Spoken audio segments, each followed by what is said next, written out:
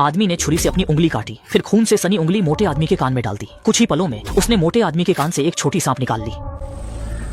क्या छोटा किया उन्हें इतनी छोटी उम्र में ही इतना खूनी है। आदमी ने छोटी सांप को लापरवाही से नदी में फेंक दिया, क्योंकि वह जानता था कि यहाँ सांपों का पहाड़ है, जहाँ अनगिनत सांप ही नहीं बल्कि लोगों द्वारा राक्षस की देवी कहे जाने वाली रक्त रंजित नागा भी है। उस आदमी का नाम जेफ था, जो देश का मशहूर सांप पकड़ने वाला था, और वह यहाँ उसी रक्त रंजित नागा नामक विशाल अजगर के लिए आया था। उसके साथी ने पानी की सतह से छोटी सांप को पकड़कर बोरे में डाल दिया और पीछे चल रहे लोगों से शिकायत करने लगा कि इस बार बंटवारा ठीक नहीं है। आखिर जेफ को अकेले ही 70% क्यों मिलना चाहिए। नाव के पिछले हिस्से में बैठे लोग भी असंतुष्ट थे, लेकिन जेफ ने कुछ नहीं कहा, बस मुड़कर एक अजीब मुस्कान दिखाई। जब नाव किनारे लगी तो दोनों को अपनी कही बातों पर पछतावा हुआ, क्योंकि नाविक यहाँ मुफ्त में इंतजार करने को तैयार नहीं था और धमकी दी कि सबको और पैसे देने होंगे, वरना हम सिर्फ तैरकर ही वापस आ सकते हैं। जेफ ने लापरवाही से नोटों का एक मोटा ढेर निकाला। बड़ा भाई, घूरती आंखें और लंबे बाल सदमे में वहीं खड़े रहे। जेफ ने उनके सामने ही नाविक को मार डाला और उसका सिर भी काटकर नदी में फेंक दिया। मुझे इन परिवारों के लोगों से सबसे ज्यादा नफरत है, जितना भी मिले उतना ही काफी है। जब दोनों शांत हो गए, जेफ उन्हें लेकर जंगल में गया। उसने देखा कि पेड़ की शाखाओं पर चिपचिपा तरल है, जो मादा अजगर ने छोड़ा था, ताकि आसपास के नर अजगर आकर्षित हों। एक वयस्क मादा अजगर एक साथ कई नर अजगरों के साथ जौ पई कर सकती है। यहाँ इतनी सारी अजगरें हैं तो सिंह होंग परिवार भी यहीं होगा। सबका उत्साह बढ़ गया। उन्होंने एक सांप की मूर्ति देखी, जो शायद प्राचीन काल में नाग देवता के लिए बनाई गई थी। पास पड़ी विशाल सांप की केंचुली देखकर जेफ को अपने विचारों पर और यकीन हो गया।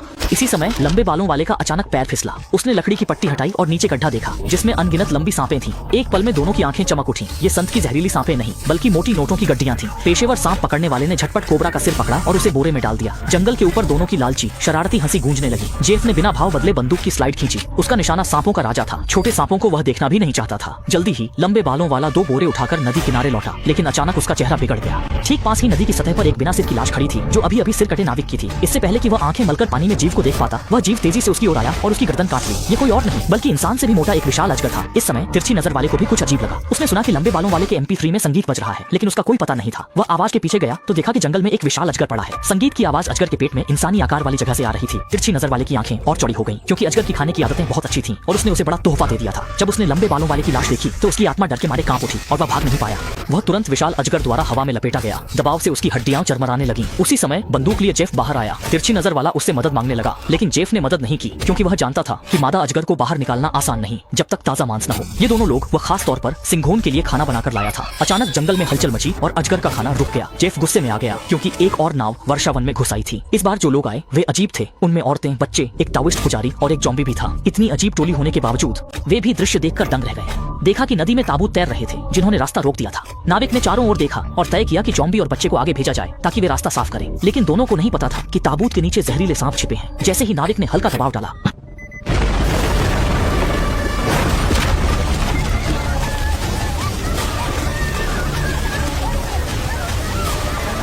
सभी लोग घबराकर जहाज के केबिन में छुपने लगे। लेकिन छोटी जगह में हर तरफ जहरीले सांप थे। उनके पास छुपने की जगह नहीं थी, खासकर वह सबसे खूबसूरत लड़की, जिसे सांपों का झुंड सबसे ज्यादा पसंद कर रहा था। ऐसे मौके पर अम्मे ने अपना सबसे बड़ा हथियार निकाला और सांपों पर हमला किया। हाई प्रेशर वाटर गन से अयान मुसीबत से बाहर निकली। जैसे जैसे जहरीले सांप डेक से गिरने लगे, सबको थोड़ी राहत मिली। अचानक एक अनजान आदमी जहाज के नीचे से निकल आया, वही जेफ फ्लोरल शर्ट वाला, जो अभी जंगल में था। उस आदमी ने उसे झट से जहाज पर खींचा और दोनों आपस में चुपचाप बातें करने लगे। लग रहा था कि उनके बीच कोई गुप्त राज है।